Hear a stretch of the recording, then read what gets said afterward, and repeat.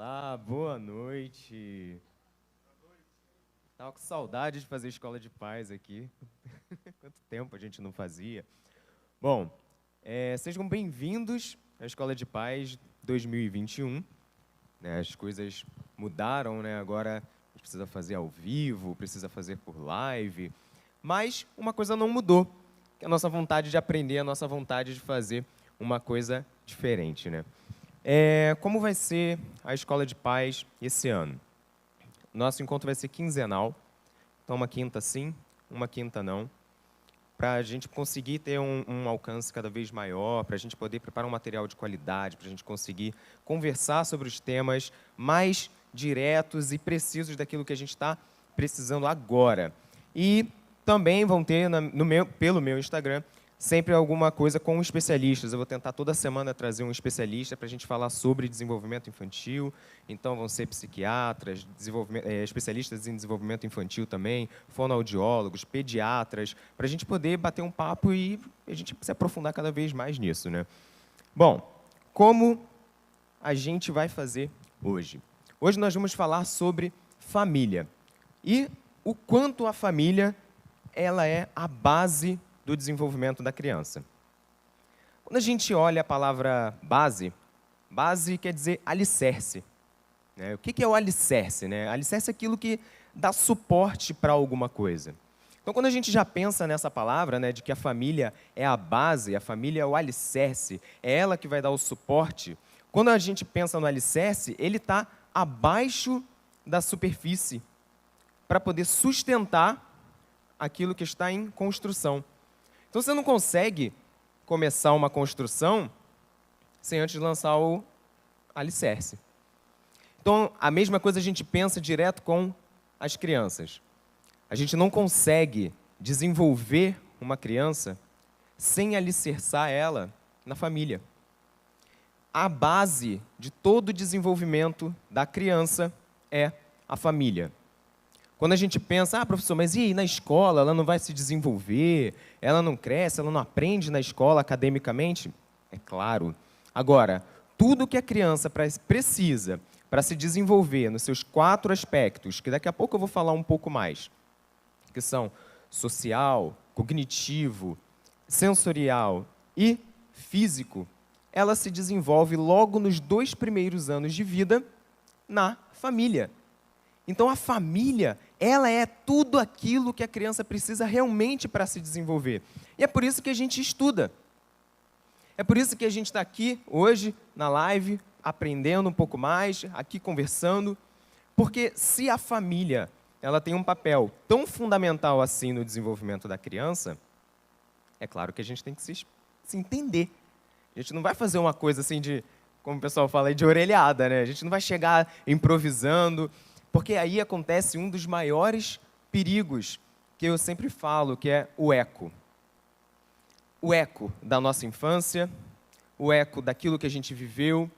E muitas das vezes a gente acaba repetindo uma série de situações que a gente viveu e depois a gente fala assim, cara, por que eu fiz isso? Né? Eu estou fazendo igual meu pai fazia comigo. Eu estou fazendo igual meu avô fazia com meu pai. Quando a gente vê, o eco já ecoou. Então, todo aquele comportamento que a gente viveu na nossa infância, a gente acaba ecoando para as nossas crianças. Então, quando a gente começa a pensar um pouco mais assim, por que isso acontece?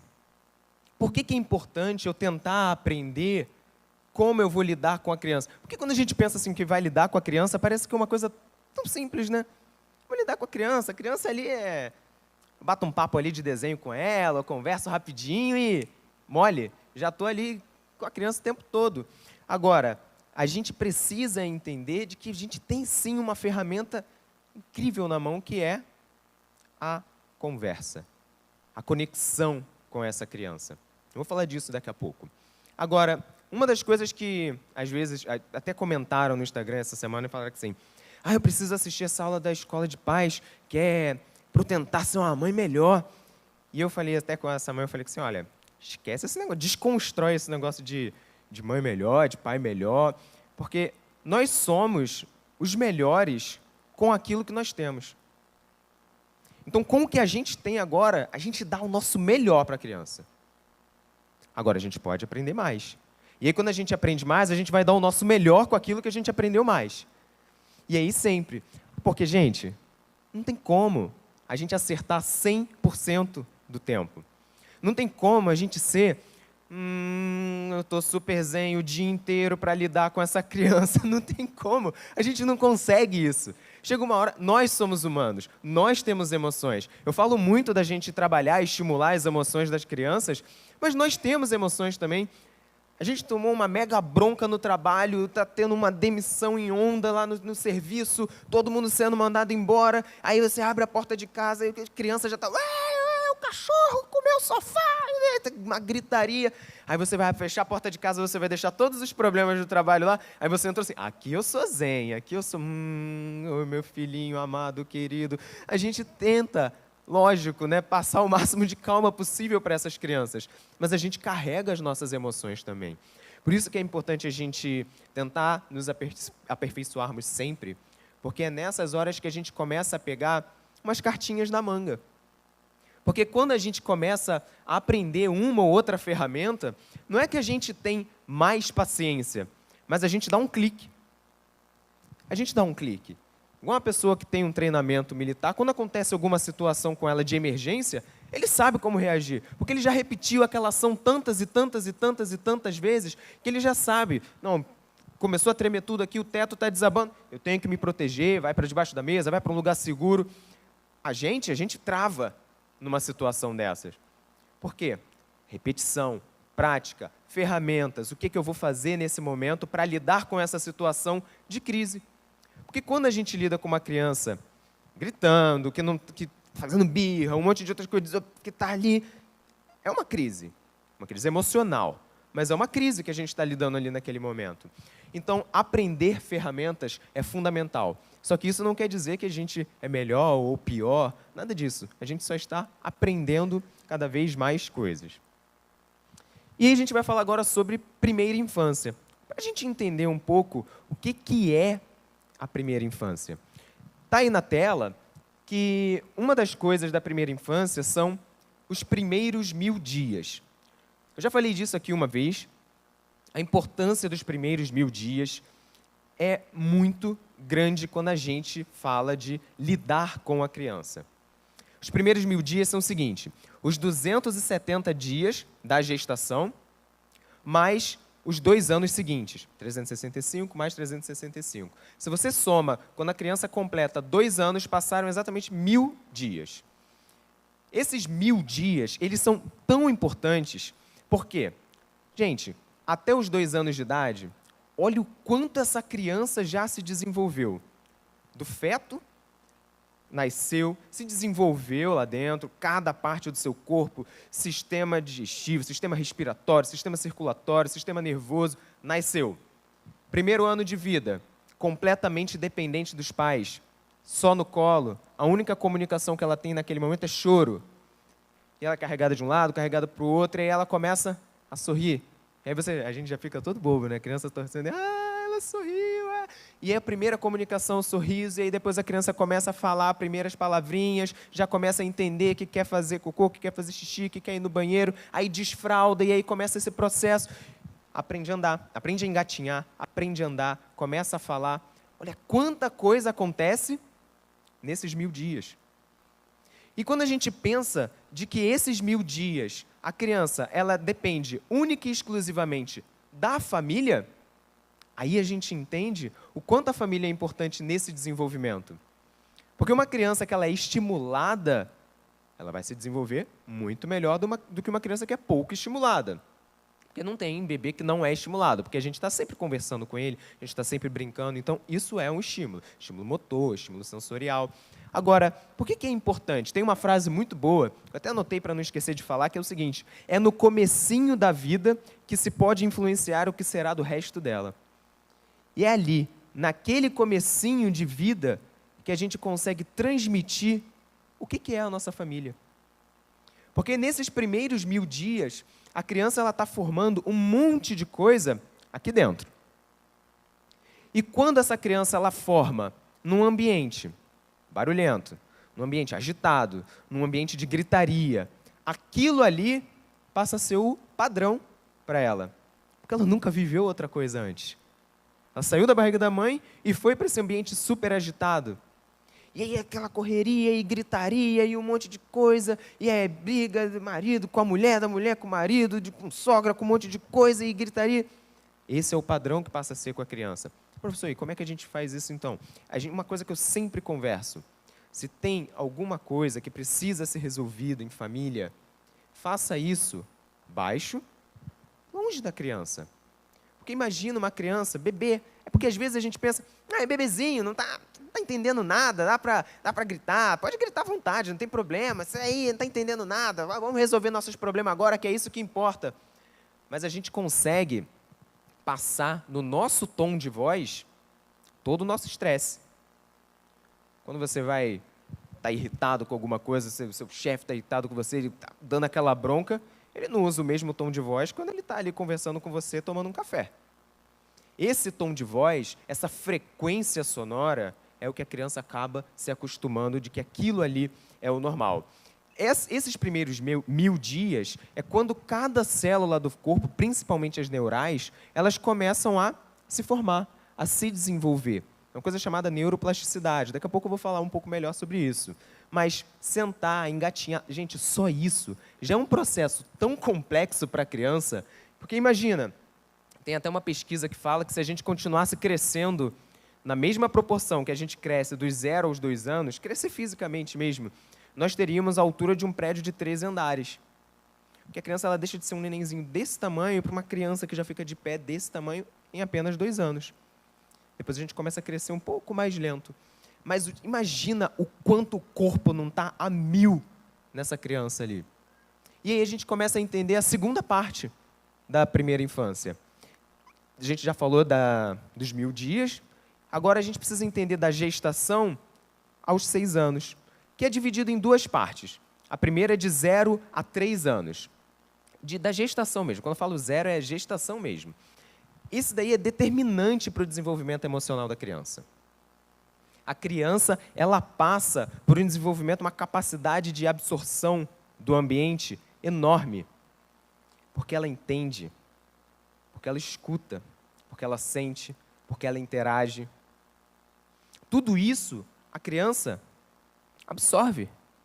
Ela traz para ela isso. Então, quando a criança ela se desenvolve para 4 a 6 anos, ela passa a ter autonomia. Então, de 0 a 3, ela está ainda bem independente. Por mais que a criança de 3 anos ainda fale, já está falando bastante, mas de 4 a 6, ali ninguém segura. Ali eu não quero, eu não vou fazer isso, e não quero de jeito nenhum, vamos embora para a escolinha, bota essa roupa, não quero, vamos lá para assistir, não quero, porque ela descobriu que ela é um ser individual, de que ela não é mais conectada com pai e mãe, porque até então a ideia da criança é de que ela e a mãe é uma coisa só. 9 meses ali conectada literalmente um com o outro, depois mais quase 1 ano no colo o tempo todo um do outro, e com 4 anos essa criança faz um clique. Não, eu e mamãe não somos a mesma pessoa não. Eu sou eu, e eu descobri uma coisa muito boa. Não. Eu consigo falar não agora. Agora eu consigo falar... Às vezes ela nem quer falar o não, mas ela testa. Porque a criança ela está numa fase, essa fase, principalmente de 2 a 3 anos, né, que é o que a gente chama de terrible two, e esse é um assunto para outro dia, que a criança, quando ela começa a descobrir isso, ela vai testar muito. Por que ela vai testar muito? Porque ela quer saber se ela realmente é um ser individual. Ela quer saber se ela realmente interfere no meio social dela. Porque ela escuta alguém falando assim, eu não vou comer salada hoje não. E aquela pessoa não come salada. Aí o outro fala assim, não, mas eu vou botar um pouco mais de batata. E ela bota um pouco mais de batata. E a criança está só assim, pô, e eu? Eu também não queria salada, tem salada aqui. Eu também queria mais batata, mas tem batata aqui.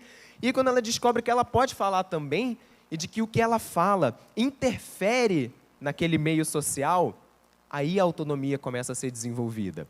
E aí essa criança ela começa a compreender conceitos mais abstratos.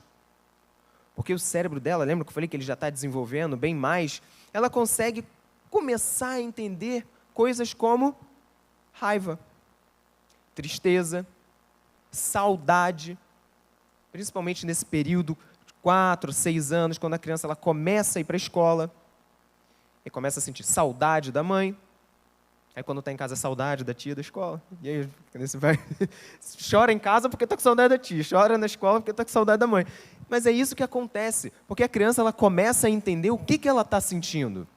E é nesse período que a criança está no seu ápice de neuroplasticidade. A gente vai entender um pouco o que é formação neural, né? Formação neural, o nosso cérebro, ele tem a construção da base de todo o desenvolvimento que a gente precisa.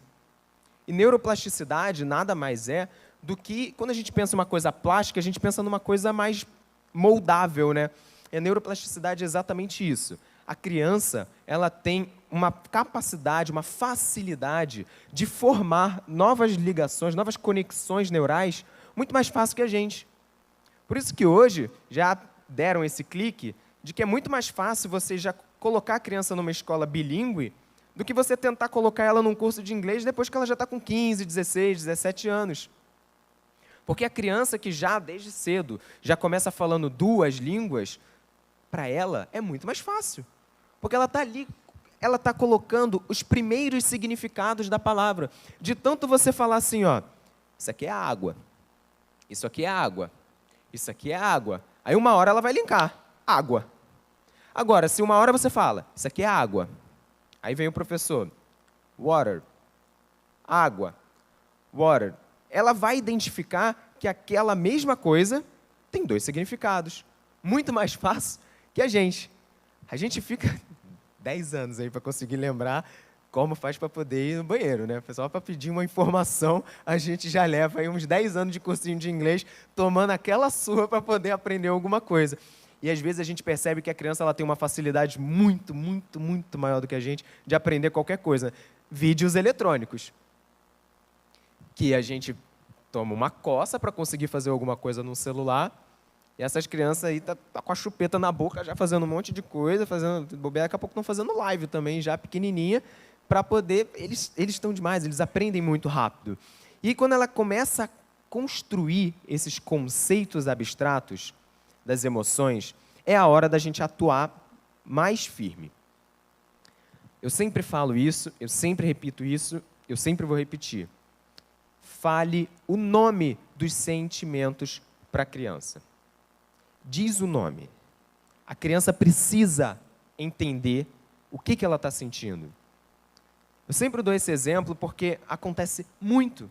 A criança chora, chora, chora de saudade da avó, porque teve esse período que ela ficou 1 ano sem ver a avó. Aí a gente vira para ela e só fala assim, não fica assim não, vai passar. Fica assim não, fica assim não. Assim como? Ela não sabe o que é isso que ela está sentindo. É só uma angústia, um negócio estranho, vontade de chorar, porque quer vovó, quer vovó. Agora, quando a gente fala, está com saudade, a gente dá o nome para as coisas. Saudade. Isso que você está sentindo é saudade. Eu também estou com saudade da vovó. Como é que a gente pode aliviar a saudade? E a gente começa a trabalhar soluções de problema para a crise emocional daquele momento.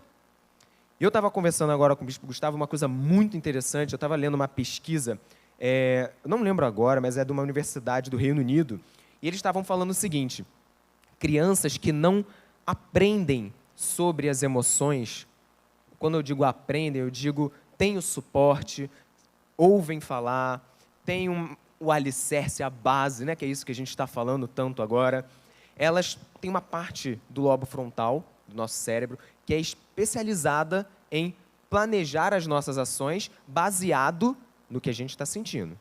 Então, planejamento de ações baseado no emocional. Quando a criança chora, chora, chora, não, fica assim não, daqui a pouco vai passar, não sei o quê, e aquilo ali vai só cortando o fio. Eu não sei o que eu estou sentindo, eu não sei o que eu estou sentindo, é só um monte de coisa, mas vai passar, nunca passa, porque uma hora volta, eu não sei o que é. Essas crianças, elas ficam na adolescência e na vida, quando a gente fala de jovens adultos, né, de 20 a 25 anos, mais ou menos, então até os 25 anos, quando ela ainda está como jovem adulto, esse lobo temporal, essa parte, não o lobo temporal completo, mas essa parte específica de planejamento de ação baseado em emocional, ela fica como imatura, não desenvolvida. E o que isso desencadeia na criança? Na verdade, no adolescente, no adulto. Uma chance muito maior dele ser uma pessoa impulsiva. Porque ele não sabe o que ele está sentindo, então ele age com impulsividade. E não saber o que está sentindo gera suscetividade ao uso de drogas, suscetividade a bebidas alcoólicas, ao uso de pornografia, ao uso de influências negativas. Porque como ele não sabe o que ele está sentindo, ele vai agir pelo impulso. É como se fosse um estado primitivo de emoção. Ele sente e ele faz, sem pensar no que vai acontecer, sem o planejamento de ação, baseado na emoção. Então parece que é uma coisa muito simples você falar assim, isso que você está sentindo, filho, é raiva, porque seu brinquedo quebrou, é normal. Parece que é uma coisa que não tem nada, não, professor, isso daí ela vai aprender depois na escolinha, né? Quando estiver lá falando. A família é a base. Porque se for esperar a criança com 6 anos de idade, na escolinha, começar a ouvir falar disso, olha quanto tempo perdeu. A gente viu que até os 2 anos já passaram 1000 dias. A gente vai esperar até mais lá na frente? São muitas coisas que essas crianças passam.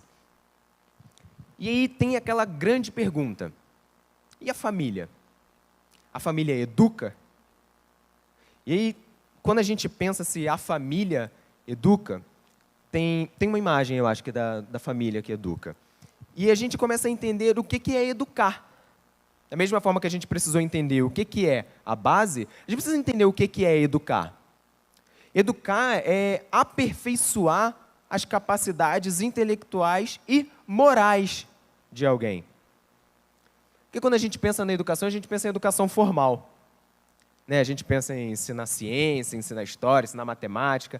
Ah, não, vamos educar essa criança. Vou ensinar matemática aqui, vou alfabetizar ela, pronto, está educado. Educar é muito mais do que isso. Educar são valores éticos, valores morais, conduta, relações sociais. Tudo isso é educar a criança. Então, quando a gente pergunta se família educa, também pode educar academicamente, lógico, mas a base de todo o seu desenvolvimento ético e moral vem da criança. Quando a gente pega, não só de moral e ético, mas uma coisa muito curiosa é de que até 1860, mais ou menos, só 10% da população que tinha idade para estar na escola estava na escola.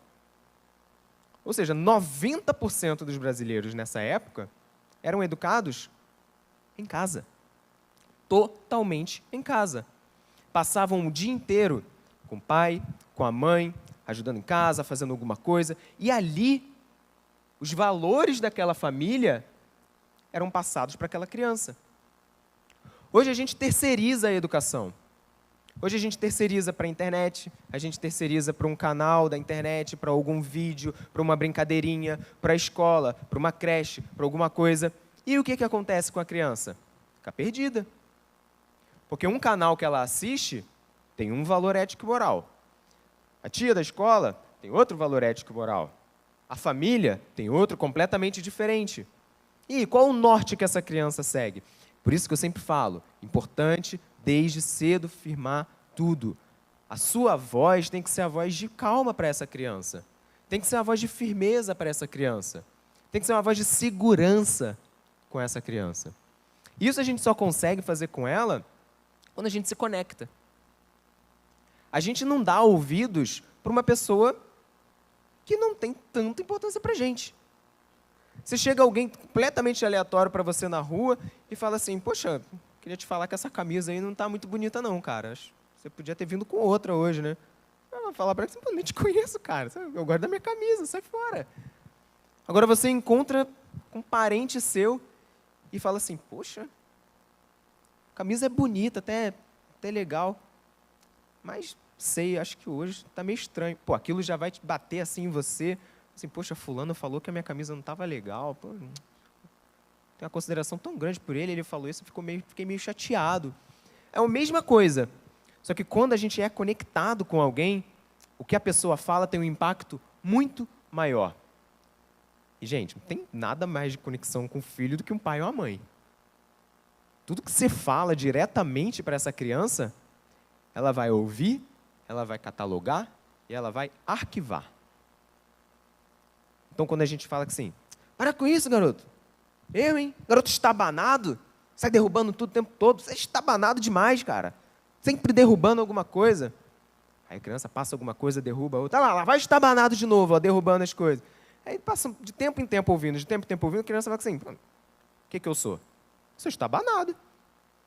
E aí ela passa a não se preocupar se ela vai esbarrar em uma coisa ou não. Por quê? Porque ela já sabe que ela é estabanada. Ela já sabe que ela é desajeitada, mesmo não sendo. Mas ela ouviu tanto aquilo, que ela acreditou e internalizou. E a partir daquele momento, ela realmente acreditou que ela é desajeitada. Agora, se a gente pergunta assim, o que é família para você? Cada um vai ter uma resposta completamente diferente. Um vai falar que assim, família é coisa complicada. Aí o outro vai falar que assim, família é coisa maravilhosa, cara. Família é a coisa mais importante que tem. Aí o outro vai falar assim, família é um negócio que a gente tem que ter cuidado. Aí você pergunta para o outro, família é motivo da minha alegria, todos os dias. Você fala assim, cara, como é que pode uma coisa significar para tantas outras pessoas diferentes? É a importância do que acontece na infância. A gente carrega essa marca da nossa família por toda a nossa vida. E aquilo que é internalizado na vida da criança. O que vai ser internalizado na vida da criança? O que os adultos coloriram para ela. E aí vem a parte do valor moral, do valor ético. Se você sempre fala que uma casa de madeira é bonita, toda vez que você passar na frente de uma casa de madeira, olha que casa bonita. Aí você passa numa outra, olha que casa bonita, olha que casa bonita. Essa criança no futuro vai achar a casa de madeira linda. Porque toda vez que ela estava andando, ela ficava, é mesmo, é bonita a casa de madeira. A casa de madeira é bonita. Aí quando ela cresce, ela vai achar a casa de madeira. Ela nunca vai passar na frente de uma casa de madeira e falar, coisa horrorosa. Não sei como é que meu pai gostava de um negócio desse. Porque ela vai internalizar de que aquilo é bom. Isso é para tudo. Por que eu dei esse exemplo? Quando a gente resolve conflitos dentro de casa, e quando eu digo conflitos, eu não digo só com as crianças, eu digo relação marido-mulher, quando a gente tenta manter a calma para tentar conversar depois, a criança, ela internaliza de que o jeito de resolver um problema é com calma, é com conversa. Agora, quando o ambiente dela mas você também não faz nada. Mas você também está aqui sentado. E você... O que ela internaliza? Quem grita mais é o que está dando a voz de comando. Ou, o que ela internaliza? Quando a gente está nervoso, o jeito de resolver é gritando com alguém. E aí a gente bota para fora essa raiva toda e aí fica aliviado, né? Que aí dorme tranquilinho, né? Sem tensão nenhuma, porque já gritou com o outro. Aí fica o pai gritando de um lado, a mãe gritando do outro, a criança gritando do outro, aí gritam com a criança, cala a boca, garoto. E aí uma gritaria danada, e aí no final todo mundo dá boa noite, aí tenta acalmar, né? Aí depois fala assim, não sei o que acontece, meu filho, à noite agitado, não consegue dormir aquele garoto, não sei o que está acontecendo. A gente fez uma rotina de sono tão tranquila com ele, mas o dia inteiro, né, você está fazendo isso, você está fazendo aquilo. Não sei o que. Aí, das 6 horas da noite em diante, a gente tenta acalmar, para poder botar a criança para dormir. Então, a gente tem que ter muita atenção com a rotina da criança, porque tudo começa em casa. Porque quando a criança vai para a escola, o Cortella ele fala uma coisa, falou isso há muitos anos atrás, uma palestra muito antiga dele, que é a seguinte, que quando a criança ela entra no primeiro dia de aula dela, isso na época da palestra dele, a internet não estava nem tão assim, né? As crianças não ficavam com a tela grudada assim o tempo todo, era mais a televisão. E só com a televisão, quando a criança chegava na sala de aula, primeiro diazinho de aula dela, ela já tinha assistido 5.000 horas de televisão. De desenho, de cena de luta, de cena de carinho, de cena disso, de cena daquilo, um monte de cena. Cena de novela, é gente se beijando, é gente indo pra cama, é gente conversando, é gente gritando, é gente de um monte de coisa, é briga de reality show, e a criança tá ali, assistindo aquilo tudo. Aí a gente leva a criança para a sala de aula, primeiro dia de aula, e aí o Cortella, ele brinca que chega o professor e fala o seguinte para a criança: vamos lá para a nossa aulinha. A pata nada. Ah, querida, a criança não vai querer prestar atenção nisso. Porque ela já viveu tanta coisa nessas 5.000 horas de TV, e hoje deve ser muito mais de 5.000 horas, né? Porque a criança agora ela acorda, já está com o celular ali na frente dela. Outro dia eu vi, outro dia não, né? Já temos 2 anos. Os pais estavam no restaurante, balançando a criança assim no carrinho, e aí tinha um gancho pendurado no carrinho, com um tablet desse tamanho, assim, na cara da criança, passando um desenho, e eles estavam comendo. E a criança ali, assim, completamente hipnotizada. E aí a criança dormiu naquele carrinho. Dormiu, estava dormindo, estava quietinha, tranquila. Beleza. Bom, o que você imagina, né? Que vão tirar aquele tablet lá, né? Aí acordaram a criança e botaram assim: ah lá, começou o desenho que você gosta. Aí a criança acordou e ficou lá, aí ficou assistindo. E aí você entende assim, o que estão fazendo com essa criança? O quanto estão estimulando essa criança a buscar as coisas, buscar se sentir bem, a buscar se sentir calmo, a não conseguir se controlar, e o foco dela tem que ser a tela. E isso que as nossas crianças estão sendo condicionadas hoje. Nossas crianças estão cada vez mais condicionadas a ficarem calmas com o uso de tela. A gente sabe que não acalma tanto assim. Muito pelo contrário, né? A gente vê o alto índice de crise de ansiedade e depressão em adolescentes justamente pelo uso excessivo de mídias sociais. São jovens, são crianças que cresceram acostumados a se acalmar com telas. E ficam naquela coisa, aquele frenesi de tentar se sentir bem recebendo uma curtida, recebendo um comentário, vendo a vida dos outros e vivendo aquela vida dos outros, sendo que aquela vida não é delas. Tanto que os que fazem mais sucesso são os que vivem vidas em internet de o que chamam de ostentação, em carros caríssimos, em mansões caríssimas, com piscina. E a criança, ela vive aquilo como se fosse a vida dela. Porque ela acorda, ela já olha, já abre o vídeo do canal e já tem lá 2 horas de vídeo. Tour pela minha mansão. E a criança está lá assistindo, abrindo 200 brinquedos raros. E aí abre os 200 brinquedos raros. E a criança fica lá. E aí ela começa: mãe, compra essa boneca rara. Mãe, compra essa, porque ela quer viver aquilo também. E às vezes não dá para viver dentro de casa. E aí começa a frustração. Quando a criança ela começa a crescer e começa a comparar a vida dela atual com a vida virtual. Que não bate. Não bate porque ninguém é sorridente e maravilhoso o dia todo. Tem hora que a gente está irritado, tem hora que a gente está quieto, tem hora que a gente não quer conversar. Mas para a criança, o padrão, lembra, a base é construída na primeira infância, até os 6 anos. É ali que ela entende o que é o padrão de comportamento de vida. E aí, quando ela começa a ver todo mundo sorrindo o dia inteiro, todo mundo bonito, com aquele monte de filtro na cara, que é só filtro, né? A gente sabe que ninguém é bonito daquele jeito, é filtro. E aí, quando ela começa a ver todo mundo bonitão, todo mundo vivendo uma vida maravilhosa, essa criança ela vai crescer com autoestima boa? Ela vai crescer se comparando, achando que ela é inferior, achando que ela não é tão bonita, achando que ela não tem uma família tão bem-sucedida. Porque não mora na mansão, não recebe 200 bonecas, não recebe tanta coisa. Então, a importância da gente se conectar cada vez mais com a criança é muito maior do que a gente imagina. E como é que a gente faz isso? Interação. A grande chave para tudo isso é o quanto e como a gente interage com essas crianças. Coloquei ali de que o sorriso é o início de uma tentativa de interação social da criança. O choro é a primeira tentativa de comunicação. Que a criança ela não oraliza, ela não fala, ela chora. O jeito que ela vai ter de chamar a atenção da mãe, do pai, de qualquer um, é chorar. E aí a gente que se vire para adivinhar, né? Se é fralda, se é fome, se é cólica, se é dor de cabeça, se é alguma coisa. Aí a gente vira a criança de cabeça para baixo e ela só chora, porque ela não fala ainda. O choro é a primeira tentativa de comunicação. Mas o sorriso é a primeira tentativa de interação social.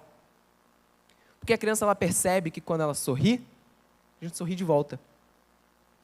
E aí começa aquela coisa, né? Que é um monte de foto de nenenzinho, que os vídeos que tanto tem aí, a gente acompanha. Sorri pra mamãe. Aí, bota lá, só com aquele atacante na frente, né? Só tem um aqui na frente.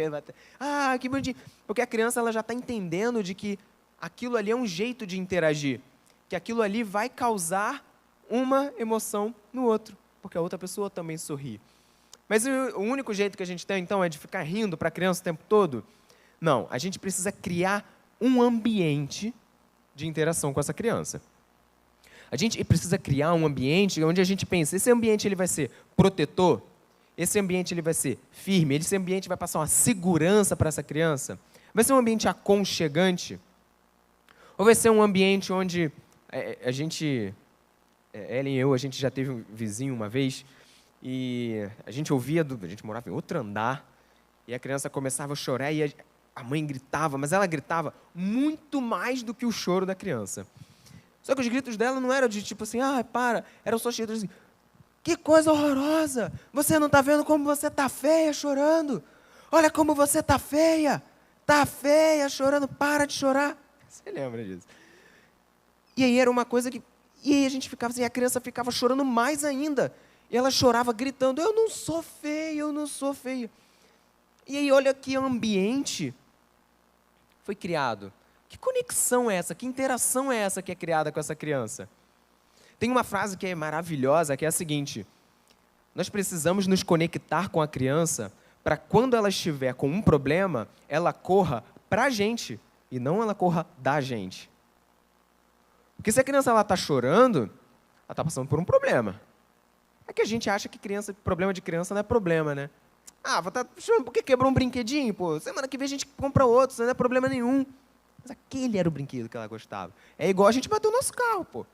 A gente bate o nosso carro, a gente fica, bati o carro, pô. A gente sabe o que vai desamassar, a gente sabe o que vai fazer. Mas na verdade, a gente está preocupado também com o dinheiro, né? Que vai custar muito caro. Trocar o carro é mais caro que trocar o brinquedo. Mas o nível de problema, comparando com a criança, é basicamente o mesmo. Aquilo ali é muito importante para ela. E quando a gente não dá a mínima, ou a gente fala, para de chorar, cara, tá vendo que você está sendo bobo, não chorando por uma coisa dessa? A gente não gera a menor conexão com essa criança. Então, a gente precisa entender de que a gente tem que se conectar com essa criança para que ela venha até nós no momento de problema. Ao invés dela fugir da gente, não vou nem falar isso para minha mãe, porque se eu falar isso para minha mãe, ela vai falar que eu sou feia, vai falar que eu sou boba, vai falar que eu tenho que tomar conta de outra coisa, que isso não é problema, que criança não tem problema, então nem vale a pena falar com a minha mãe. Aí ela pensa isso com 6, ela pensa isso com 8, ela pensa isso com 12, ela pensa isso com 15. Aí com 16, 17, aí a gente fala assim, não sei o que acontece que ele não conversa comigo. Ele não fala dos problemas dele para mim.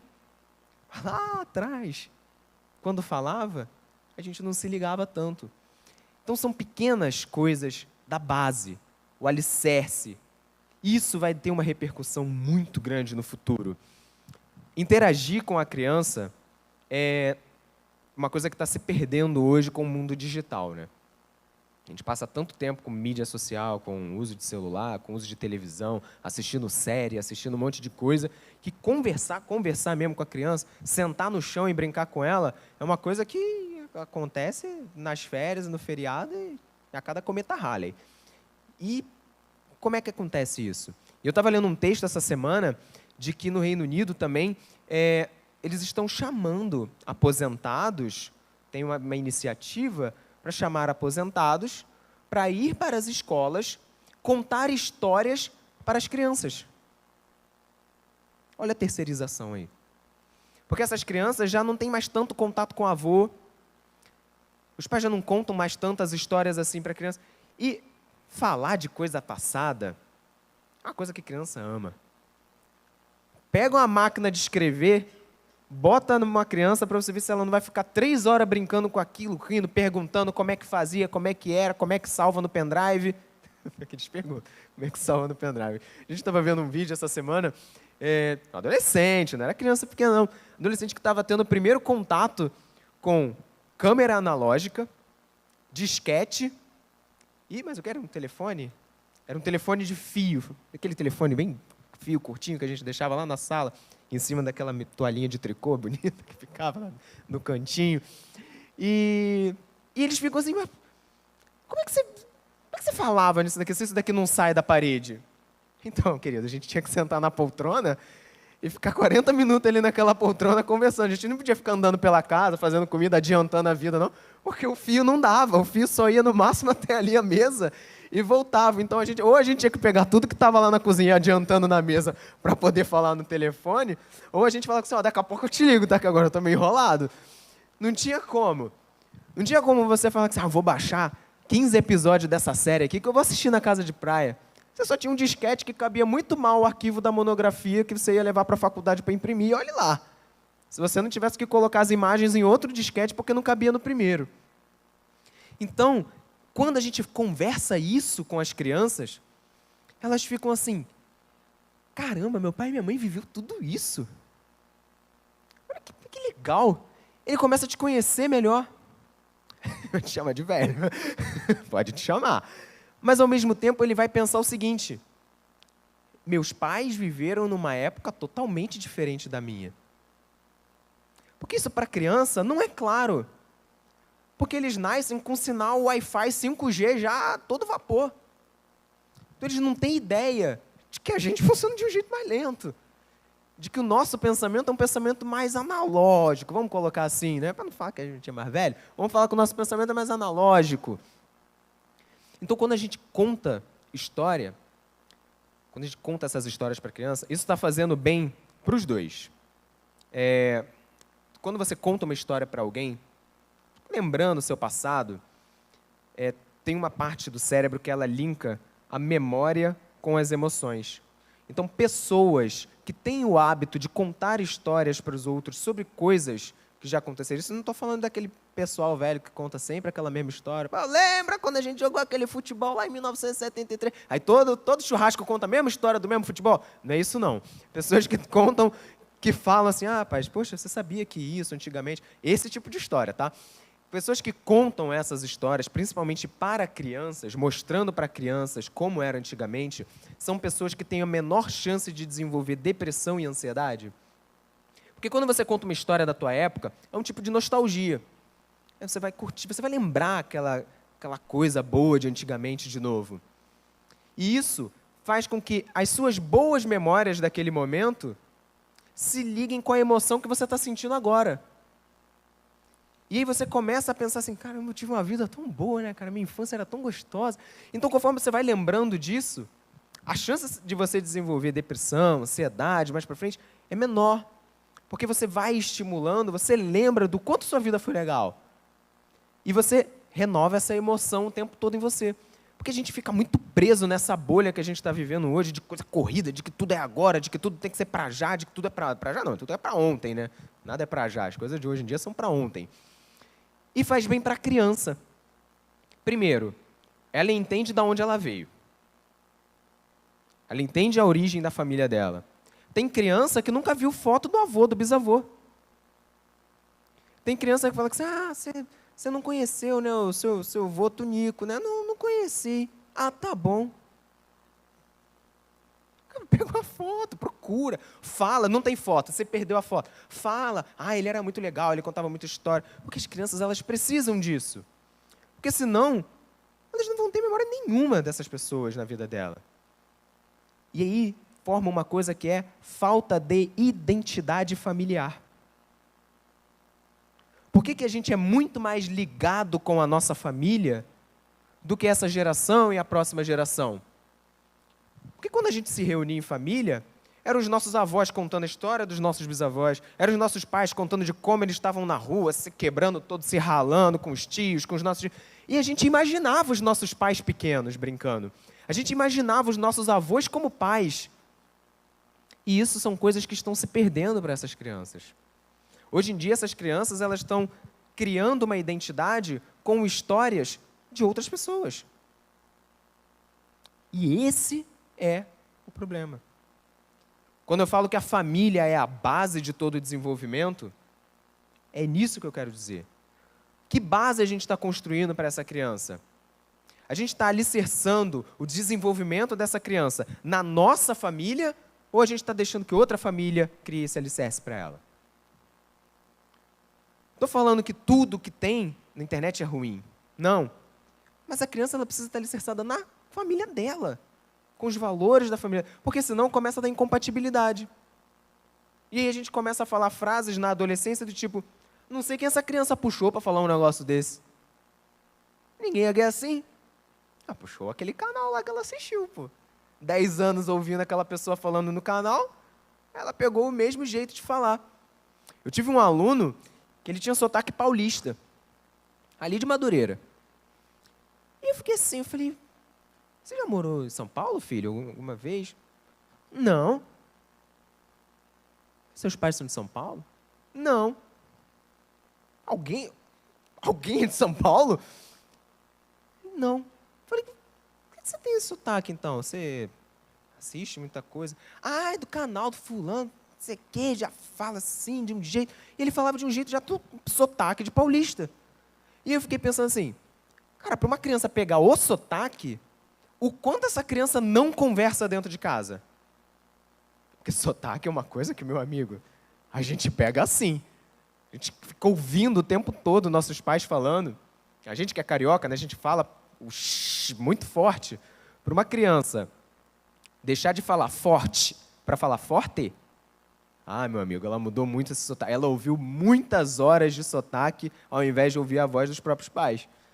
Então, é isso que eu falo quando eu digo de alicerce, de construir base forte. Então, a história, ela cura quem conta e constrói identidade para quem ouve. E o ambiente que a gente precisa criar para essa criança? Bom, o ambiente, ele tem que ter algumas características. Ele precisa ser calmo e acolhedor, aquilo que a gente estava conversando sobre criar um ambiente estressante. Ele precisa promover a autonomia. O quanto a gente permite que essa criança se desenvolva dentro de casa? A gente faz tudo para ela? A gente entrega tudo na mão dela? A criança, tem gente que a gente faz assim, eu quero beber água. Ah, tá bom, vamos lá pegar uma aguinha para você, então vamos pegar aqui um negocinho para você, não sei o que, não sei o que lá, não sei o que lá. Que autonomia a gente está desenvolvendo para essa criança? E também tem o oposto. Eu vou pegar água. Não pega água não, que eu sei que você vai quebrar aquele copo. Senta aí que eu vou pegar água para você. Aí pega água. Então a gente tem que pensar que autonomia a gente desenvolve nesse ambiente. Um ambiente com menos distrações e mais desenvolvimento. Qual é o item principal que chama mais atenção no quarto daquela criança? É um baú de brinquedos ou uma TV de 70 polegadas lá conectada no Wi-Fi com um monte de aplicativo de vídeo, com um monte de coisa já? Tudo, eu sempre falo isso.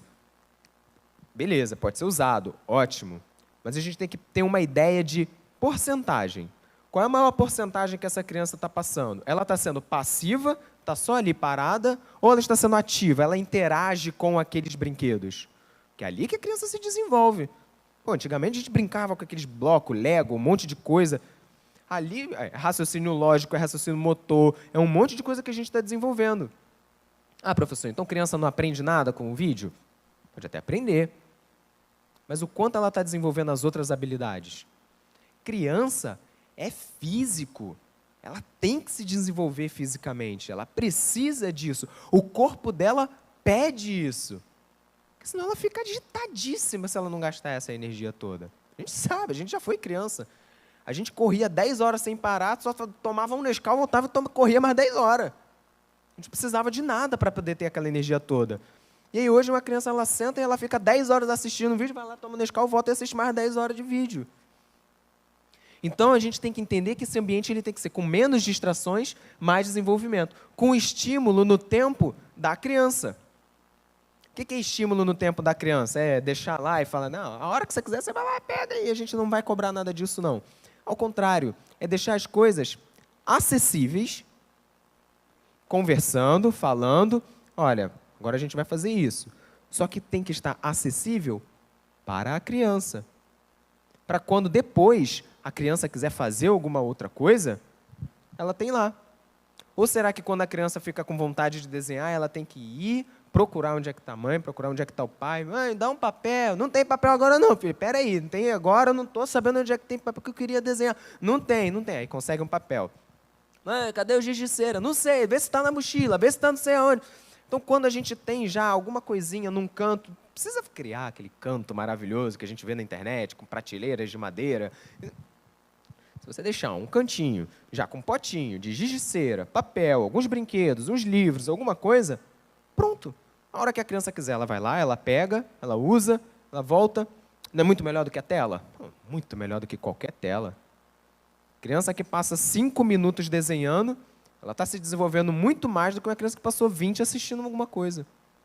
E, por último, esse ambiente ele tem que ter respeito à personalidade. Porque, às vezes, a gente quer que a criança seja do nosso jeito. A gente acha que personalidade é uma coisa que a gente ensina. Não, você vai ser calminho. Você não vai ser agitado, não. Você vai ser calminho. A pessoa não é calma. É uma pessoa agitada, uma pessoa que quer fazer um monte de coisa ao mesmo tempo. E aí, vai querer moldar essa criança? Vai querer, não, agora a gente vai ter que fazer isso sentadinho, não pode mexer. Maior a perna, para de sacudir esse pé. Então, a gente tem que entender de que a gente é diferente. A gente é diferente do nosso cônjuge, nosso filho é diferente da gente também. E, gente, por último, para a gente conseguir entender... Pode colocar no último slide. Para a gente conseguir entender melhor do que isso quer dizer, é o seguinte. A gente precisa criar na nossa casa um ambiente tão acolhedor, tão respeitoso, que tudo que for diferente disso não vai ser atrativo para a criança. Se a criança sabe que em casa ela tem papo, que ela conversa, que brincam com ela, que ela pode desenhar, que ela pode brincar, que ela pode ser criança, que a gente entende que uma hora ela vai quebrar uma coisa, mas também a gente tem que ensinar, mas que ela vai se desenvolver, de que se ela tiver com algum problema, ela pode falar com os pais, que os pais vão ajudar ela nesse problema. Então ela vai buscar a solução do problema dentro de casa. E tudo que for diferente daquilo, ela vai entender que não é o padrão. Porque senão ela começa a achar que tudo aquilo que a gente está vivendo, uma casa agitada, uma casa barulhenta, aquilo ali é o normal. E não é isso que a gente quer. E aí a criança começa a buscar fora uma calma, um conselho, alguém para ouvir o que é que ela tem para falar. Isso na adolescência, então, é o que mais acontece. Então a gente tem que construir dentro de casa um ambiente tão acolhedor que a criança, quando ela precisa buscar alguma coisa, ela vai buscar na gente, não ela vai correr da gente. Próximo encontro que a gente vai ter, vou falar especificamente sobre esses modos de lidar.